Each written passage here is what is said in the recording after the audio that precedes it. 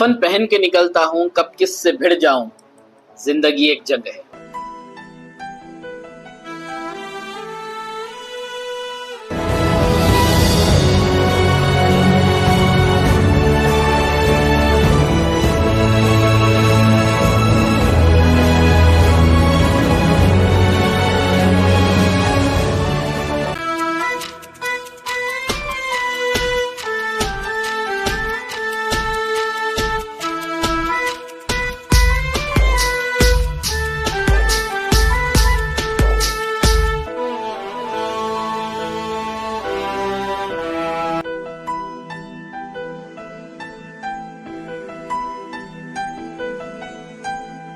آئیے ایک نظر حکیم صاحب کی بیٹیوں پر بھی ڈال لیتے ہیں۔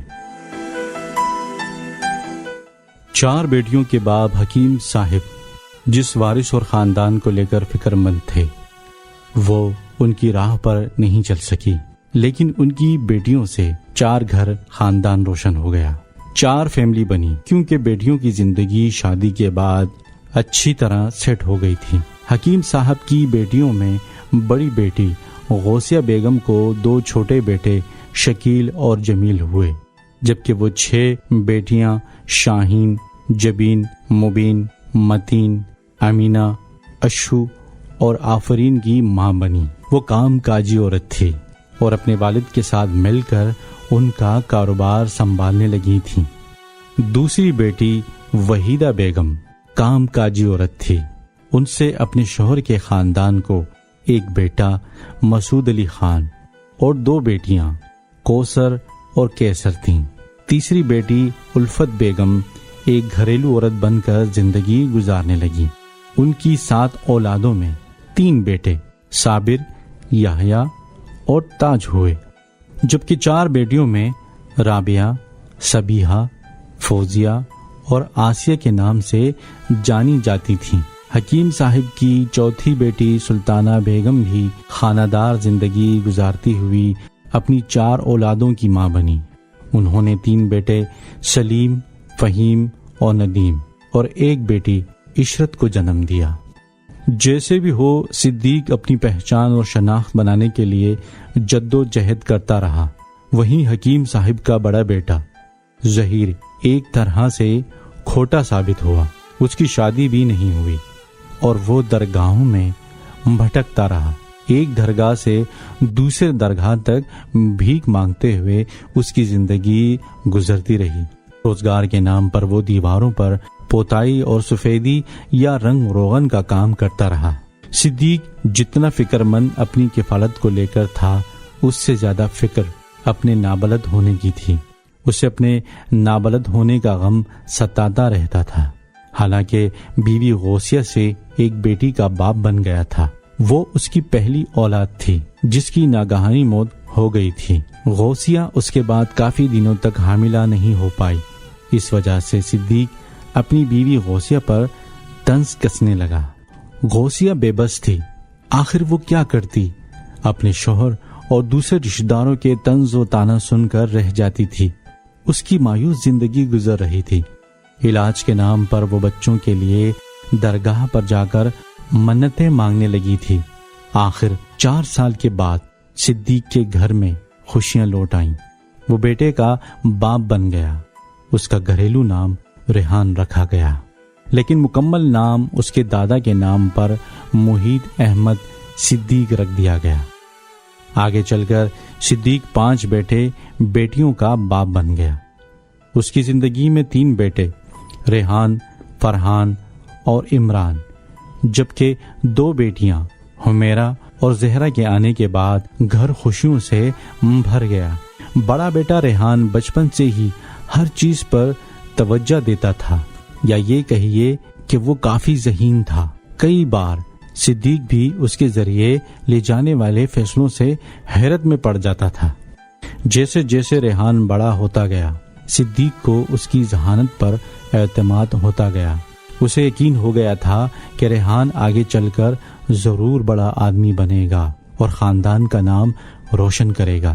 صدیق ہر کام میں ریحان کی حوصلہ افزائی کرتا۔ حوصلہ افزائی کے لیے صدیق ریحان کو اپنی گزری زندگی کی داستان بھی سنایا کرتا تھا۔ وہ چاہتا تھا کہ اس کے بچے پڑھ لکھ کر خود کھانے کمانے کے لائق بن جائیں۔ صدیق کی بیٹی ریحان کی چھوٹی بہن زہرا صدیقی اب اس دنیا میں نہیں رہی۔ وہ 20 اکتوبر 2020 کو اپنے مالک حقیقی سے جا ملی۔ اللہ تعالی حضور صلی اللہ علیہ وآلہ وسلم کے صدقے میں مرحومہ کی مغفرت فرمائے اور جنت الفردوس میں اعلیٰ مقام عطا فرمائے، آمین۔ وہیں حکیم معین الدین صاحب کی بڑی بیٹی عزیزہ شاہین بھی 6 مئی 2020 کو انتقال کر گئیں۔ یہ ریحان کی پھپھی زاد بہن تھیں۔ اللہ تعالی حضور صلی اللہ علیہ وآلہ وسلم کے صدقے میں مرحوم کی مغفرت فرمائے اور جنت الفردوس میں اعلیٰ مقام عطا فرمائے، آمین۔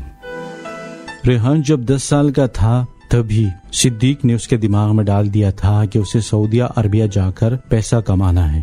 اس امید کی خاص وجہ تھی اس کے دور کے رشتہ دار سعودی میں کام کرتے تھے۔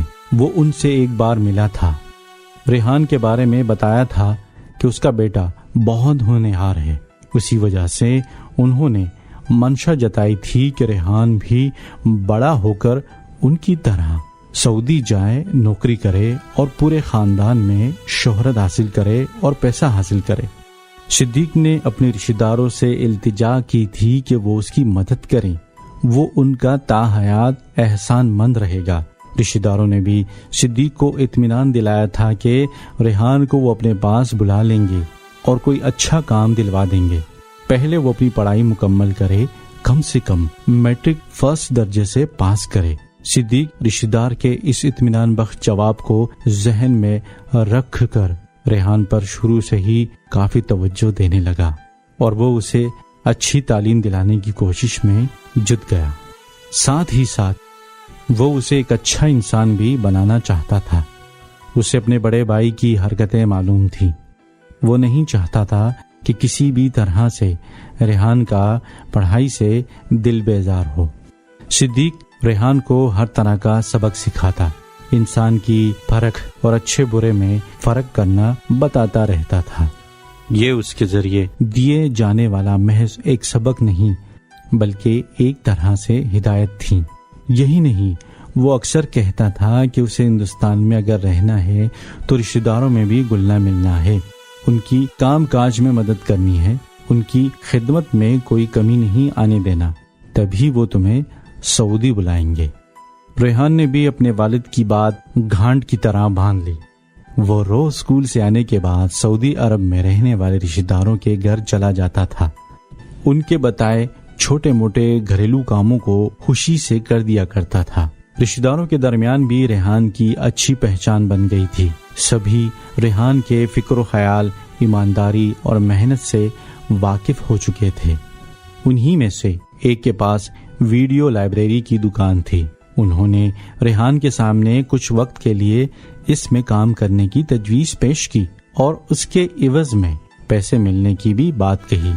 ریحان کو یہ تجویز پسند آئی اور وہ ان کے پاس ویڈیو لائبریری میں پارٹ ٹائم ملازمت کرنے لگا۔ مہینے میں 150 روپے تنخواہ ملتی تھی۔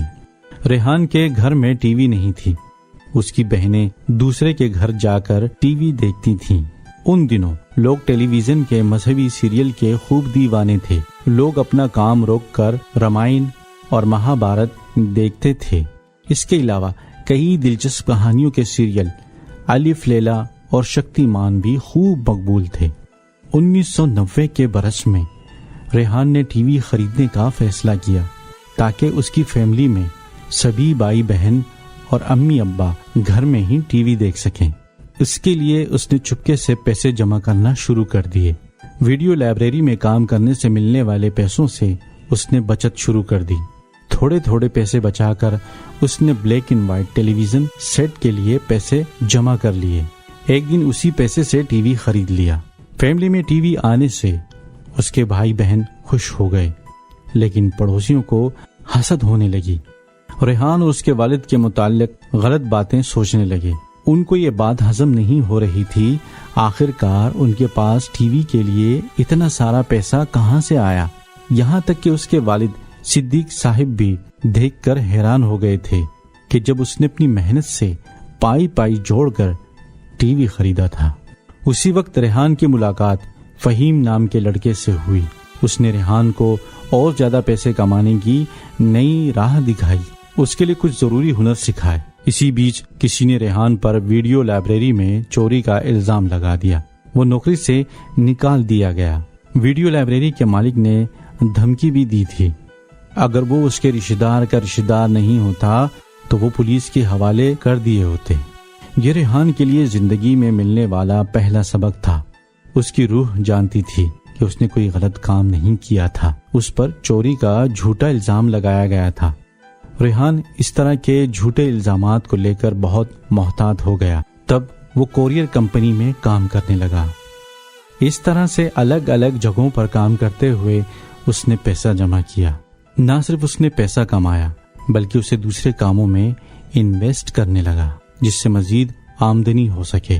کبھی سوزی گروپ میں تو کبھی اگرو گروپ میں اور دوسرے گروپ میں انویسٹ کیا۔ ان دنوں ملک میں چٹ فنڈ کمپنیوں کا بول بالا تھا۔ ان کمپنیوں میں 10,000 روپے انویسٹ کرنے پر 500 سے 600 روپے تک ماہانہ کمیشن ملنے لگا۔ ان دنوں چٹ فنڈ کمپنیوں میں ہر کوئی پیسہ لگا رہا تھا۔ ریحان کو بھی اچھا کمیشن مل جاتا تھا۔ تبھی اچانک حکومت کے منصوبوں میں بدلاؤ ہوا اور فائنانس کمپنیوں میں تالے لگنا شروع ہو گئے۔ ایسی کمپنیوں نے مارکیٹ سے موٹی رقم جمع کی تھی۔ انہوں نے انویسٹر کو دھوکہ دے دیا، ان کے مالک فرار ہو گئے جس سے بہت سارے لوگوں کا پیسہ ڈوب گیا۔ ریحان کسی طرح اس مصیبت سے خود کو باہر نکالنے میں کامیاب تو ہو گیا، لیکن کچھ حصہ اس کی رقم کا بھی ڈوب گیا۔ اس نے بھی کچھ ویسے ہی کمپنیوں میں انویسٹ کیا تھا، پھر بھی اس کے پاس اچھی خاصی رقم جمع ہو گئی تھی۔ اسے لگا کہ اس پیسے سے سعودی جا سکتا ہے۔ اس نے رشتہ دار سے رابطہ قائم کیا جنہوں نے ریحان کو سعودی میں کام دلوانے کا دلاسا دیا تھا۔ رشتہ دار نے دلچسپی دکھائی اور بتایا کہ فی الحال سعودی کے ہوٹل میں کام کرنے کا موقع مل سکتا ہے، سروس بوائے کا کام کرنا ہوگا۔ انہوں نے یہ بھی بتایا کہ پیسہ وہاں کے پیسے کے مطابق 700 ریال مہینہ مل سکتا ہے، لیکن پاسپورٹ بنوانے سے لے کر ویزا لگوانے اور ہوائی جہاز کا کرایہ وغیرہ میں آنے والا خرچ 70,000 سے 80,000 روپے تک آئے گا۔ ریحان نے پیسہ جمع کیا تھا تو ضرور، لیکن وہ قریب 50,000 روپے ہی تھے۔ اسی میں اسے وہاں جانے کے واسطے کچھ کپڑے بھی بنوانے تھے، اس لیے اس نے باقی کے خرچ کے لیے رشتہ داروں سے مدد مانگی۔ اس نے وعدہ کیا کہ وہ ان کا پیسہ وہاں آنے پر کما کر ادا کر دے گا۔ اس پر رشتہ دار نے اپنی مجبوری بتائی، کہا کہ میں نے ابھی اپنے بیٹے کے لیے کار خرید لی ہے اور اس میں 1,40,000 روپے خرچ ہو گئے ہیں، اس لیے وہ فی الحال مدد کرنے کی حالت میں نہیں ہے، لیکن ہاں 5% سے 6% سود پر کسی اور سے پیسے دلوا سکتا ہے، اگر چاہیے تو بتائے۔ ریحان اپنے رشتہ دار کی یہ باتیں سن کر سکتے میں آ گیا۔ اسے بڑا جھٹکا لگا، اسے تکلیف ہوئی۔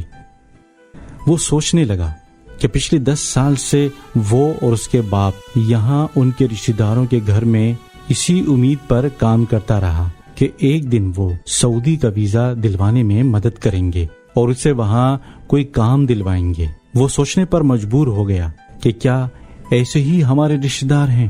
اس نے سود پر پیسے لینے سے انہیں منع کر دیا۔ جب اپنا پیسہ جمع ہوگا تبھی وہ سعودیہ جانے کے بارے میں سوچے گا۔ یہ اس کی زندگی کا دوسرا سب سے بڑا سبق تھا۔ اپنے مستقبل کو سنوارنے کو لے کر وہ کافی متحرک ہو گیا، ہر قدم پھونک پھونک کر اٹھانے لگا تھا۔ اپنے مستقبل کے ساتھ ساتھ اپنی فیملی کے ہر رکن کی بھی فکر رہتی تھی۔ وہ ہر ممکن کوشش کر کے اپنے بھائی بہنوں کو اچھی زندگی دینے کی کوشش میں لگا رہتا تھا، جبکہ اس کے چھوٹے بھائی فرحان کی سوچ کچھ اس جیسی نہیں تھی۔ سمجھدار اور محنتی تو تھا لیکن کافی لاپرواہ تھا۔ غلط قدم اٹھانے سے اسے کوئی پرہیز نہیں تھا، کسی کام میں من نہیں لگتا تھا، ہمیشہ شارٹ طریقے کی تلاش میں رہتا تھا۔ ٹھیک طرح سے اس نے پڑھائی بھی نہیں کی، اس کی آوارہ لڑکوں کے ساتھ دوستی ہو گئی تھی، کریلا اور اس پر نیند چڑھا جیسی بات تھی۔ کل ملا کر اس کی عادت بگڑ چکی تھی۔ آوارہ اور نکمے دوستوں کے ساتھ ادھر ادھر گھومنا، مٹر گشتی کرنا، راہ چلتی لڑکیوں کو چھیڑنا وغیرہ اس کی عادت بن چکی تھی، اور تو اور وہ عاشقی کے چکر میں پڑ چکا تھا۔ اس کا چکر ایک لڑکی کے ساتھ چل رہا تھا۔ فرحان جس لڑکی سے محبت کرتا تھا اس کا بھائی قاسم اس کا دوست تھا، وہ ٹریول ایجنٹ کا کام کرتا تھا۔ ریحان کو فرحان کی آوارگی پسند نہیں تھی، اسے روکنے کے لیے اس نے فرحان کو کوریئر سروس کے کام پر لگا دیا۔ اسی درمیان فرحان نے ریحان کی ملاقات قاسم سے کروائی۔ ریحان نے قاسم کے ٹریول ایجنٹ ہونے کی وجہ سے سعودی جانے کے بارے میں ضروری جانکاری کے بارے میں پوچھا۔ قاسم نے نہ صرف سعودی جانے کے لیے ضروری باتیں بتائیں بلکہ اس کے لیے ضروری کاغذات بنوانے میں مدد کا بھی بھروسہ دلایا۔ اس نے بتایا کہ وہ اسے کینیڈا بھیج سکتا ہے۔ ریحان کو قاسم کی بات پسند آئی۔ قاسم فرحان کا خاص دوست تھا، اس لیے اس نے اس پر بھروسہ کیا۔ شروعاتی خرچ کے طور پر اسے 10,000 روپے دے دیے۔ اتفاق سے ان دنوں امریکہ میں ورلڈ ٹریڈ سینٹر پر حملہ ہو گیا تھا۔ اس واقعے کے بعد سے مسلمانوں کو لے کر غیر اعتماد کا ماحول بن گیا تھا۔ اس نے بتایا کہ کینیڈا میں مسلمانوں کا جانا مشکل ہو گیا ہے، اس لیے وہ دبئی کے لیے کوشش کر سکتا ہے۔ ریحان اس پر تیار ہو گیا تھا۔ اس کی باتوں پر پورا یقین ہو گیا تھا کہ قاسم اسے دبئی بھیجنے میں کامیاب ہو جائے گا۔ کچھ دنوں کے بعد اسے قاسم نے اپنے فون پر بتایا کہ اس کا دبئی کے لیے ویزا آ گیا ہے، اسے لینے کے لیے 40,000 روپے لے کر آنا ہوگا۔ ریحان قاسم کے فون پر ہوئی بات کے مطابق اگلے دن ہی اس کے گھر پہنچ گیا۔ قاسم ریحان کو لے کر سکندر آباد میں منروا کمپلیکس کے پرنس مسکٹ ٹریول کمپنی میں لے گیا۔ اس نے بتایا کہ اس کی ویزے کا کام وہیں سے کروا رہا ہے۔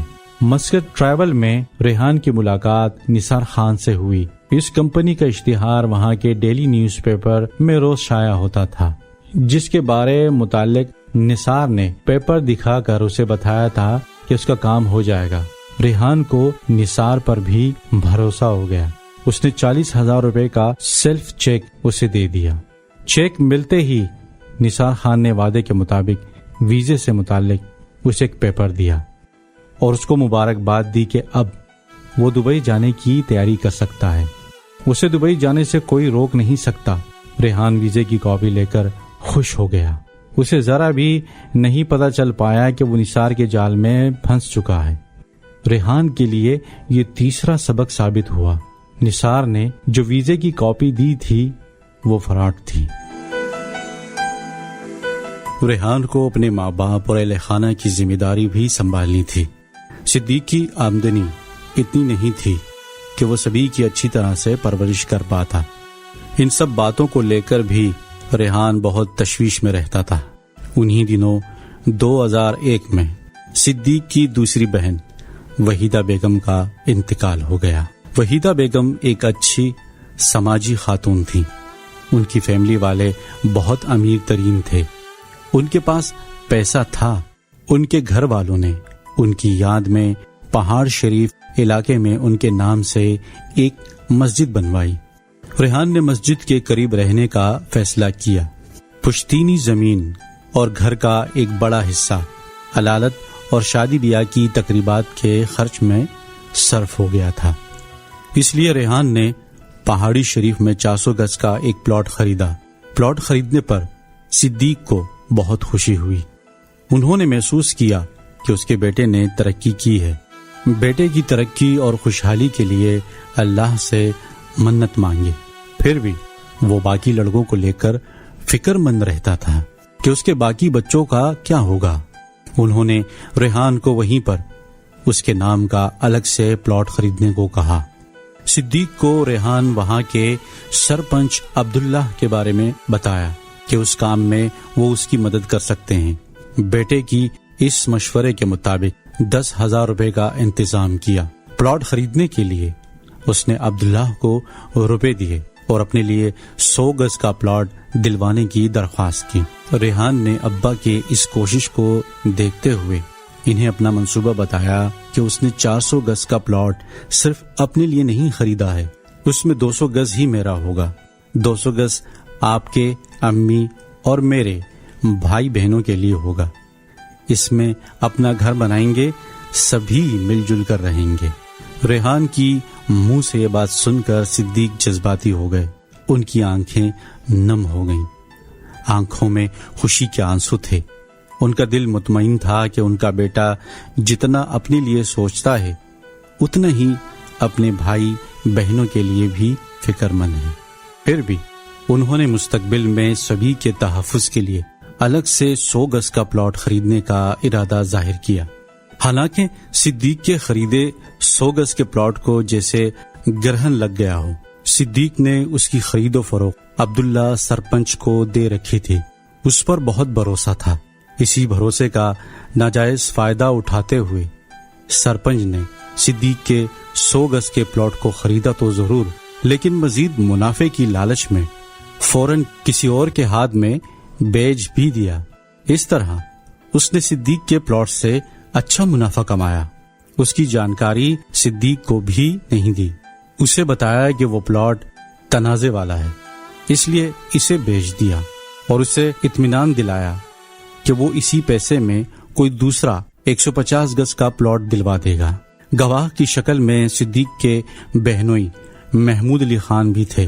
بتاتے ہیں کہ سرپنچ نے یہ وعدہ پورا نہیں کیا اور صدیق کا پیسہ ڈوب گیا. دوسری طرف ریحان کے ذریعے خریدے گئے 400 گز کے پلاٹ پر زمین مافیوں کی نظر تھی.